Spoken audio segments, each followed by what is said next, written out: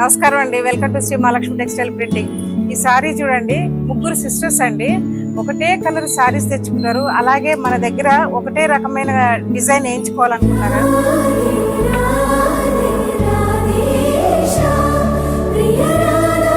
ఇది వచ్చి బ్లౌజ్ అండి. సారీలో మొత్తము హాఫ్ వేయించుకున్నారు.